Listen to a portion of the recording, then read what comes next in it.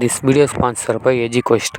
நீங்கள் வீட்டில் இருந்தபடி தமிழில் ஆன்லைன் கோர்சஸ் கற்றுக்கணும் அப்படின்னா இந்த எஜுகோஸ்ட்டில் போய் ட்ரை பண்ணுங்கள். இதோட லிங்க்கை நான் டிஸ்கிரிப்ஷனில் கொடுத்துருக்கேன். நீங்கள் அந்த லிங்க்கை கிளிக் பண்ணி உங்களுக்கு பிடிச்ச கோர்ஸை பை பண்ணி கற்றுக்குங்க.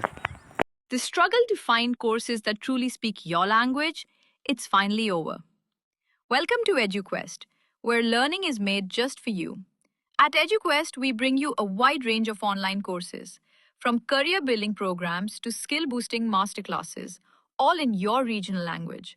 Because we believe language should never be a barrier to success. Our courses are tailor-made after understanding what today's learners really need. So why wait? Start learning the smarter, simpler way only with EduQuest. Visit eduquest.courses and explore your next course today. And hey, don't miss out on our exciting offers and promotions. Hello friends, welcome to my channel. இன்றைக்கி இந்த வீடியோவில் நம்ம என்ன பார்க்க போகிறோம் அப்படின்னா rice வடை தான் பார்க்க போகிறோம். மதிய மிச்சமான சாதத்தை வச்சு ஈவினிங்கில் ரொம்ப ஈஸியாக அந்த ஸ்நாக்ஸ் நீங்கள் பண்ணிடலாம். டேஸ்ட்டும் ரொம்பவே நல்லாயிருக்கும். வாங்க இந்த ரைஸ் வடை எப்படி பண்ணுறதுன்னு வீடியோவில் பார்க்கலாம். அதுக்கு நான் இன்றைக்கி 1 கப் அளவுக்கு சாதம் எடுத்திருக்கேன்.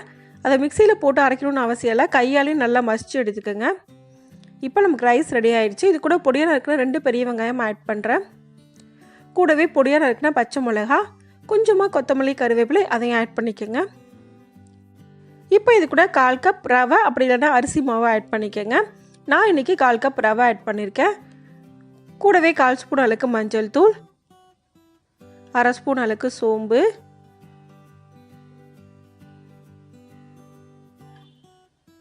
கொஞ்சமாக பெருங்காயத்தூள், காரத்துக்கு ஏற்ற மாதிரி ரெட் சில்லி பவுடர்,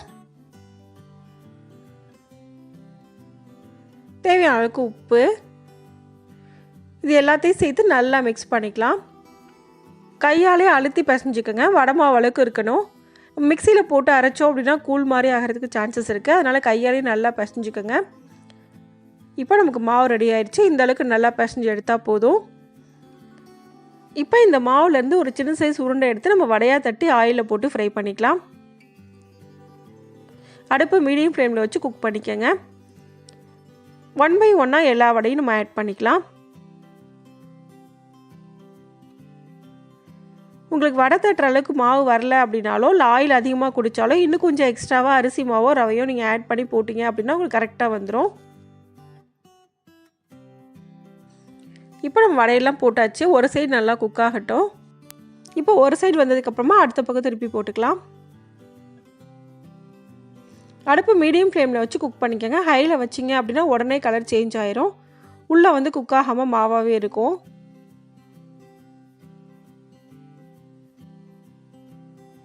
ரெண்டு பக்கமும் நல்லா குக் பண்ணி எடுத்துக்கணும்.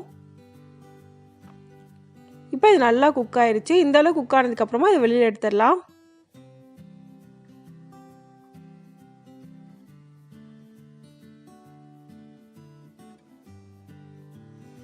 எண்ணெய் ஃபுல்லாக வடிச்சிட்டு இதை வெளியில் எடுத்துருங்க. இந்த வடையை இதே மெத்தடில் நீங்கள் பண்ணும்போது டேஸ்ட் ரொம்ப ரொம்ப நல்லாயிருக்கும். நீங்கள் ரைஸில் தான் பண்ணீங்க அப்படின்னு சொல்லி யாராலையும் கண்டுபிடிக்க முடியாது. அந்தளவுக்கு டேஸ்ட் ரொம்ப நல்லாயிருக்கும். எண்ணெய் நல்லா வடிச்சிட்டு வெளியில் எடுத்துருங்க. இப்போ நம்ம எல்லா வடையும் வெளியில் எடுத்தாச்சு. இப்போ நமக்கு ரொம்ப ரொம்ப ஈஸியான ரைஸ் வடை ரெடி ஆயிடுச்சு. இந்த வடையை இதே மெத்தடில் நீங்களும் செஞ்சு பாருங்கள். இந்த வீடியோ உங்களுக்கு பிடிச்சிருந்தா லைக் பண்ணுங்கள், ஷேர் பண்ணுங்கள், கமெண்ட் பண்ணுங்கள். மறக்காமல் சேனலை சப்ஸ்கிரைப் பண்ணுங்கள். தேங்க்ஸ் ஃபார் வாட்சிங்.